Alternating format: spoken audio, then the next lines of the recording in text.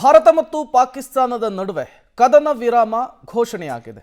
ಇದರ ನಡುವೆ ಒಂದಿಷ್ಟು ಬೆಳವಣಿಗೆಗಳು ಕೂಡ ಆಗ್ತಾ ಇರುವಂಥದ್ದು. ಭಿಕ್ಷೆಯ ಹಣಕ್ಕಾಗಿ ಕದನ ವಿರಾಮಕ್ಕೆ ಪಾಕಿಸ್ತಾನ ಒಪ್ಪಿಕೊಂಡಿರೋದು ಗೊತ್ತಾಗ್ತಾ ಇದೆ.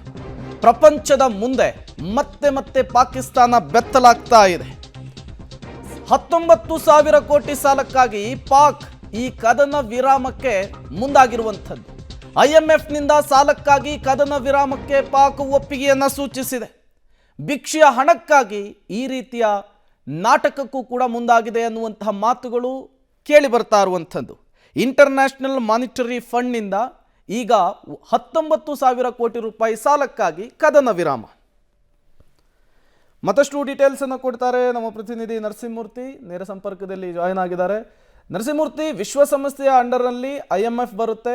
ಈಗ IMFನಿಂದ ಹಂತವಾಗಿ ಪಾಕಿಸ್ತಾನಕ್ಕೆ ಸಾಲವನ್ನು ಕೊಡಲಿಕ್ಕೆ ಮುಂದಾಗ್ತಾ ಇರುವಂಥದ್ದು. ಈ ಸಾಲಕ್ಕಾಗಿಯೇ ಪಾಕಿಸ್ತಾನ ಈ ರೀತಿಯ ಕದನ ವಿರಾಮಕ್ಕೆ ಸಮ್ಮತಿಯನ್ನು ಸೂಚಿಸ್ತಾ ಇದರ ಹಿಂದೆ ಪಾಕಿಸ್ತಾನದ ಯಾವ ರೀತಿ ಲೆಕ್ಕಾಚಾರಗಳಿದೆ ಅಂತ ಹೇಳಿ.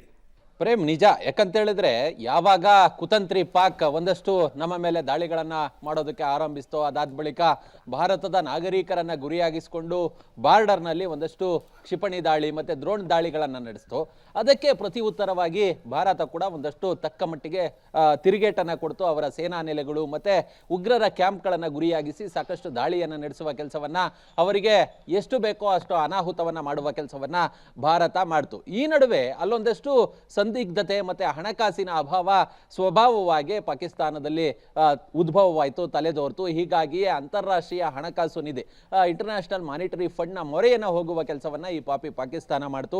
ಸುಮಾರು 19,000 ಕೋಟಿ ಪಾಕಿಸ್ತಾನಿ ರೂಪಾಯಿಯನ್ನ ಸಾಲವಾಗಿ ನೀಡುವಂತೆ ಮನವಿಯನ್ನ ಇಡ್ತು. ಇದಕ್ಕೆ ಒಂದಷ್ಟು ಷರತ್ತುಗಳನ್ನು ವಿಧಿಸುವ ಕೆಲಸವನ್ನ ಅಮೆರಿಕ ಮಾಡ್ತು. ಅಂದ್ರೆ ಈಗಾಗಲೇ ಪ್ರಪಂಚದ ಎಲ್ರಿಗೂ ಕೂಡ ಗೊತ್ತಿರುವಂತೆ ವಿಶ್ವಸಂಸ್ಥೆಯಲ್ಲಿ ದೊಡ್ಡಣ್ಣನ ಪಾತ್ರ, ಅಮೆರಿಕದ ಪಾತ್ರ ಸಾಕಷ್ಟಿದೆ ಅನ್ನೋದು ಎಲ್ರಿಗೆ ಗೊತ್ತು. ಹೀಗಾಗಿಯೇ ನೀವು ಕದನ ವಿರಾಮಕ್ಕೆ ಒಪ್ಕೊಂಡಂತಹ ಸಂದರ್ಭದಲ್ಲಿ ಒಪ್ಕೊಂಡ್ರೆ ಈ ಹಣಕಾಸನ್ನ, ಸಾಲವನ್ನ ಬಿಡುಗಡೆ ಮಾಡೋದಾಗಿ ಒಂದಷ್ಟು ಷರತ್ತುಗಳನ್ನು ವಿಧಿಸುವ ಕೆಲಸವನ್ನ ಅಮೆರಿಕ ಮಾಡ್ತು. ಹೀಗಾಗಿಯೇ ಮೇಲ್ನೋಟಕ್ಕೆ ಏನಾದರೂ ಈ ರೀತಿಯಾಗಿ ಕಳ್ಳಾಟವನ್ನ ಆಡುವ ಕೆಲಸವನ್ನ ಪಾಕ್ ಮಾಡ್ತಾ ಅಂತ ಹೇಳಿ. ಕಾರಣ ಇಷ್ಟೇ, ಯಾವಾಗ ಕದನ ವಿರಾಮಕ್ಕೆ ಒಪ್ಪಿಗೆಯನ್ನ ಸೂಚಿಸ್ತೋ ಅದಾದ 3 ಗಂಟೆಯಲ್ಲಿ ಮತ್ತೆ ಪ್ರತಿದಾಳಿಯನ್ನ, ಒಂದಷ್ಟು ಈ ಕದನ ವಿರಾಮದ ಉಲ್ಲಂಘನೆಯನ್ನ ಮಾಡುವ ಕೆಲಸವನ್ನ ನಿನ್ನೆ ಜಮ್ಮು ಮತ್ತೆ ಕಾಶ್ಮೀರ ವಲಯದಲ್ಲಿ ಪಾಕ್ ಮಾಡಿರೋದು.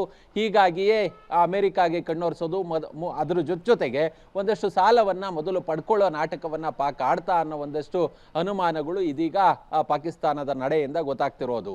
Prem, okay, thank you Narasimhamurthy ತಮ್ಮೆಲ್ಲ ಮಾಹಿತಿಗಾಗಿ.